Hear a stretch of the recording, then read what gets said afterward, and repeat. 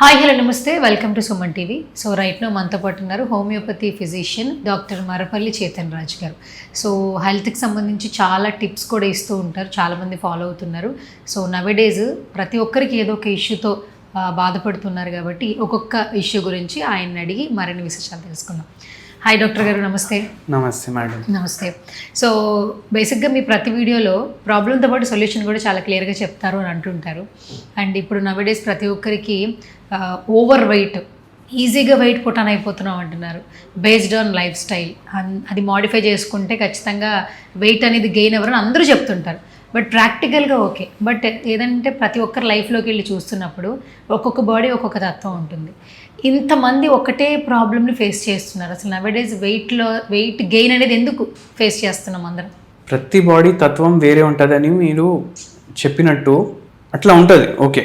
కానీ చాలామందిలో ఒక కామన్ ప్రాబ్లం ఉంది. అదేంది? బరువు పెరగడం. ఎన్నోసార్లు ఏమవుతుందంటే, ఇప్పుడు బై ఛాన్స్ థైరాయిడ్ వ్యాధి ఉంది, పీసీఓడి వ్యాధి ఉంది, లేదంటే ఇంకా వేరే హార్మోనల్ ఇష్యూస్ ఏమైనా ఉన్నాయి, ఎక్కువ కార్టిజోల్ లెవెల్స్ ఉన్నాయి. ఏమవుతుందంటే దీనివల్ల వాళ్ళకు వెయిట్ పుట్ ఆన్ అవుతుంది. కానీ ఒక్కొక్కసారి ఏమవుతుంది, ఏం రోగం లేకున్నా, ఇప్పుడు రోగాల వల్ల కూడా బరువు పెరుగుతుంది, కానీ ఒక్కొక్కసారి రోగం లేకున్నా బరువు పుట్ ఆన్ అవుతుంది.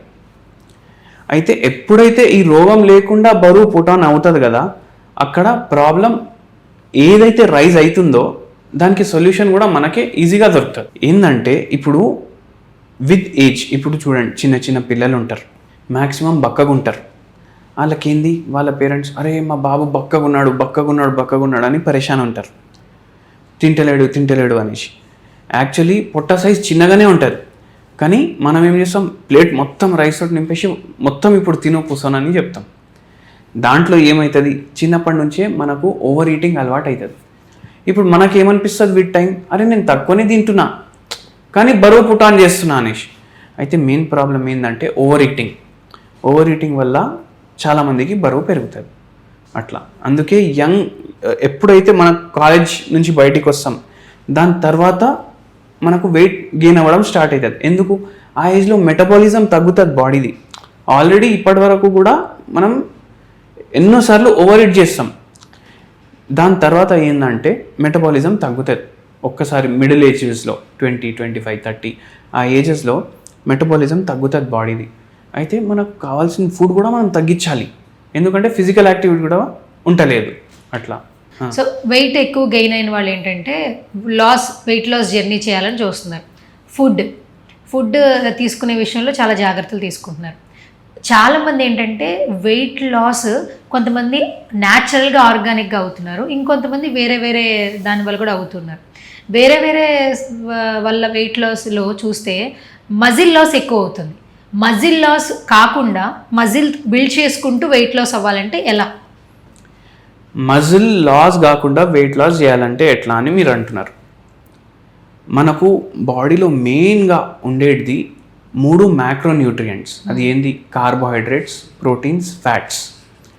ఇప్పుడు మన బాడీకి ఫ్యాట్ అవసరం, కార్బోహైడ్రేట్ అవసరం, దాని తర్వాత ప్రోటీన్ కూడా అవసరం. ఇప్పుడు కండరాలు ఉంటాయి, మనకు మజిల్ లాస్ అవుతుంది. ఎప్పుడైతుంది మజిల్ లాస్? ఇప్పుడు ఫర్ ఎగ్జాంపుల్ ఎవరైనా జిమ్కి పోతున్నారు, డంబెల్స్ ఉంటాయి కదా, ఫస్ట్ డేనే పోయి 15 కిలో 20 కిలో డంబెల్ లేపాలంటే అవుతుందా? కాదు. కొన్ని రోజులు ఫస్ట్ 2 కిలో తోటి కూడా స్టార్ట్ చేసేటోళ్ళు ఉంటారు, మళ్ళీ మెల్లగా 5, 10 అట్లా మెల్లమెల్లగా పెంచుకుంటూ పోతారు. అయితే ఇట్లా ఎందుకు అవుతుంది? ఫస్ట్ డేనే పోయి 15 కిలోలు లేపనికి ఎందుకు రాదు? ఎందుకంటే మజిల్ ఏదైతే ఉంటుంది కదా, మీరు మజిల్స్ని వాడుకుంటే అవి స్ట్రాంగ్ అవుతాయి, డెవలప్ అవుతాయి, హైపర్ట్రోఫీ అవుతుంది. దాంట్లో over a period of time మన మజిల్స్ స్ట్రాంగ్ అవుతాయి. అయితే ఎప్పుడైతే మనం వెయిట్ లాస్ స్టార్ట్ చేస్తాం కదా, మనం ఏదైతే బ్యాడ్ ఫ్యాట్ ఉంటుంది ఫుడ్ అది ఎక్కువ తీసుకోవద్దు, సాచురేటెడ్ ఫ్యాట్స్ ఎక్కువ వాడొద్దు. మళ్ళీ దాని తర్వాత ఏంటంటే ప్రోటీన్ క్వాంటిటీ పెంచాలి, ఫైబర్ క్వాంటిటీ పెంచాలి డైట్లో. ప్రోటీన్ క్వాంటిటీ, ఫైబర్ క్వాంటిటీ పెంచితే మనకు మజిల్స్కి మంచిది. మళ్ళీ దాని తర్వాత ఏంది అంటే మనం రెగ్యులర్ ఫిజికల్ యాక్టివిటీ చేయాలి, ఎక్సర్సైజెస్ చేయాలి, యోగా చేయాలి. దీంతో ఏమవుతుంది అంటే మజిల్ కూడా గెయిన్ అవుతుంది, ఫ్యాట్ కూడా తగ్గుతుంది బాడీలో, వెయిట్ లాస్ కూడా అవుతుంది, మళ్ళీ ఇది కన్సిస్టెంట్ ఉంటుంది. మనం మైండ్లో ఏం పెట్టుకోవాలంటే ఒక్కసారి తగ్గినాక మళ్ళీ జిమ్ అన్నీ వదిలేసి మనం ఇంటికాడ కూర్చుంటే ప్రాబ్లం. అందుకే మీరు జిమ్ బదులు మీరు కార్డియో ఎక్సర్సైజెస్ మీద ఎక్కువ ఫోకస్ చేయండి. ఓన్లీ వాకింగ్ చేస్తే సరిపోదు. మీరు యంగ్ ఉన్నారు, 20 to 30 ఏజ్లో ఉన్నారు, మీకు విత్ వాకింగ్ రెగ్యులర్, ఇప్పుడు ఇండియన్ స్టైల్ ఇంతకుముందు జిమ్ చేస్తుండే కదా అందరూ, అట్లా చేయండి. కెలస్థెనిక్ ఎక్సర్సైజెస్ చేయండి, ఏదైతే మీరు ఇంట్లో ఉండి చేయొచ్చు. ఇప్పుడు జిమ్ 3-4 కిలోమీటర్ ఉందనుకోండి, ఇంటికాడికి వెళ్ళి ఆడికి పోవడానికి కూడా ఒక్కొక్కసారి బద్ధకం అనిపిస్తుంది, అబ్బా ఇప్పుడు లేచి పోవాలనా అనేసి. అయితే మీరు ఇంటి దగ్గర ఉండి కూడా ఏరోబిక్స్ కానీ కెలస్థెనిక్స్ కానీ అవి అలవాటు చేసుకోండి. దాంతో ఏమవుతుందంటే మీరు లాంగ్ రన్లో ఎక్కడున్నా ఇవి చేయొచ్చు అట్లా. ఓకే, సో చూస్తున్నారు కదా, హోమియోపతిలో ఏ ప్రాబ్లంకైనా సొల్యూషన్ మాత్రం ఖచ్చితంగా నేను ఇవ్వగలను అని చాలా సంవత్సరాల నుంచి మనకి చైతన్య రాజు గారు చెప్తూ ఉన్నారు. సో ఇప్పటికీ కూడా హోమియోపతిని నమ్ముకున్న చాలామంది ఉన్నారు. సో హోమియోపతిలో ఎలాంటి ప్రాబ్లంకైనా సొల్యూషన్ దొరుకుతుందని చెప్తున్నారు. ఇంకా మీరు ఏ ప్రాబ్లంతో ఫేస్ చేస్తున్నా కూడా సో డాక్టర్ గారితో మాట్లాడాలనుకుంటే స్క్రీన్ మీద కనిపిస్తున్న నెంబర్స్కి వెంటనే కాల్ చేయొచ్చు.